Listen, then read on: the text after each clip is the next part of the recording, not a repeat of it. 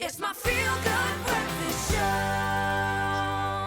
Welcome back. Time to be inspired. Women of the Future is an annual campaign recognizing and honoring South African female entrepreneurs. Now, SANTAM has been the headline sponsor since its inception of the awards in 2015, recognizing this opportunity to partner with Fair Lady and True Love in making a tangible difference in our nation. Now, it's the 8th year and the campaign has grown year on year. In fact, let's take a quick look at this message from this year's winner of Women of the Future. What inspired me to start Riverbed were a few things, but first and foremost, it really was the underrepresentation of black female agencies within the advertising industry. Riverbed is a full-service, through-the-line creative agency, so what we sell really is creativity. Being a female-owned and led agency truly gives us a very different point of view on the world, a very different point of view on consumers, and we believe that then translates into compelling insights that deliver on through-the-line campaigns and initiatives that ultimately create positive impact. Firstly, winning this award would be a real honor. After years and years of running Riverbed, this kind of acknowledgement would mean the world to me. It's something that dreams are made of, but over and above that, it really is testimony and an acknowledgement as well to everyone at Riverbed who works there.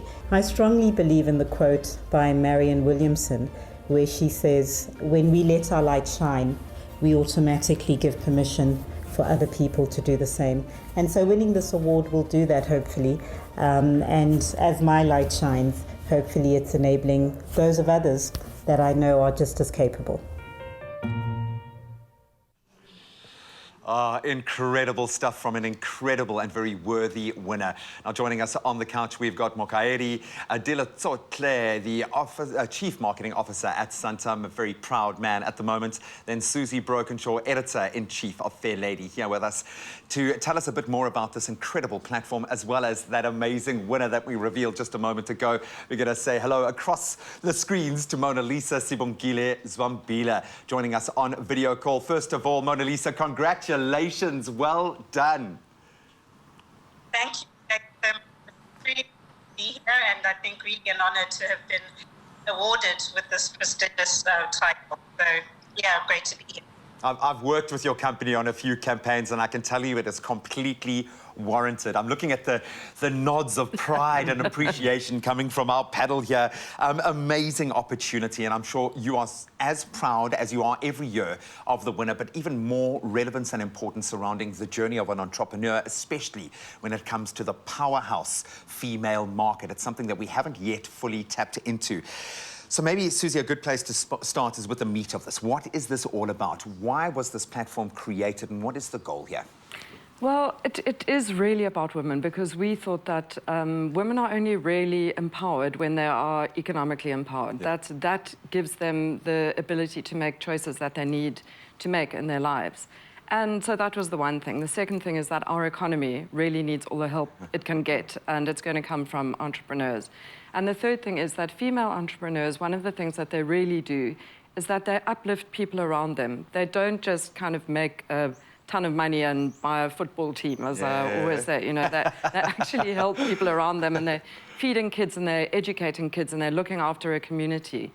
Yeah, and I think that it's absolutely critical. So that was why we started it. Also in South Africa, as I'm sure you know, over 70% of families are single-parent families, and guess who that parent is? Mm-hmm. So we really need to help women help themselves, and this is the best way to do it. It's no longer a nice to have, it's a necessity. Necessity. It needs to happen. And I remember working with one of the bigger foundations in this country. We established that if you invest in a woman within a community, you get 50% more return on that investment, and more people get help through that.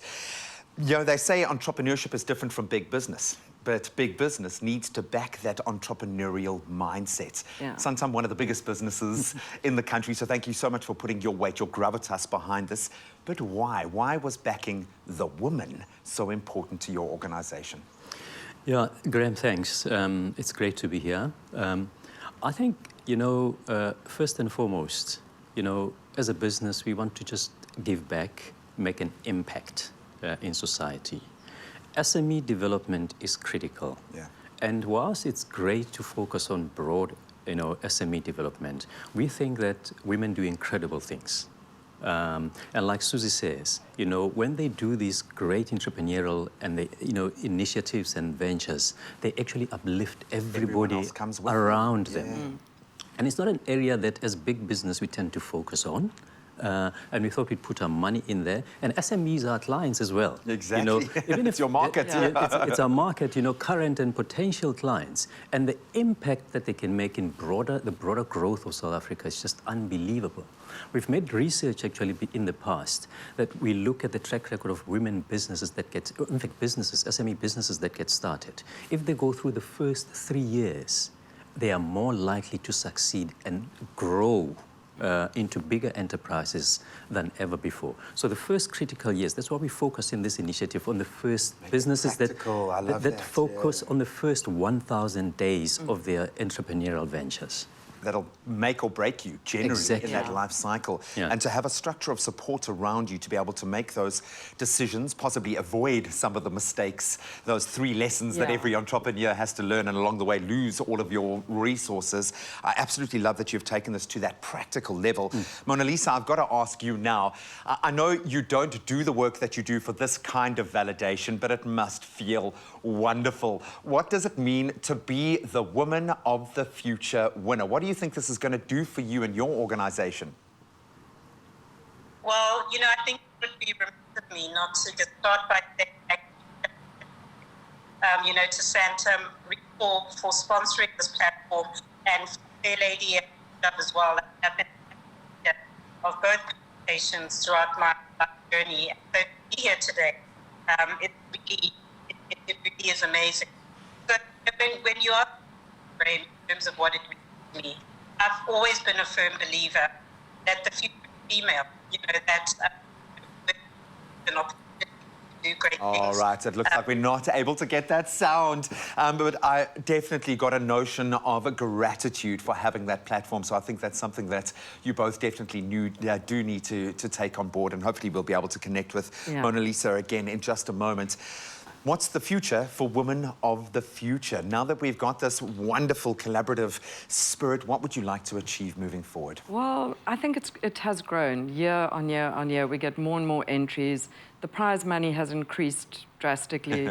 I mean, fantastically. And thanks, SANTAM have been with us right from the very beginning, which is an incredible thing as well. For the past 8 years, they've been there right from the start.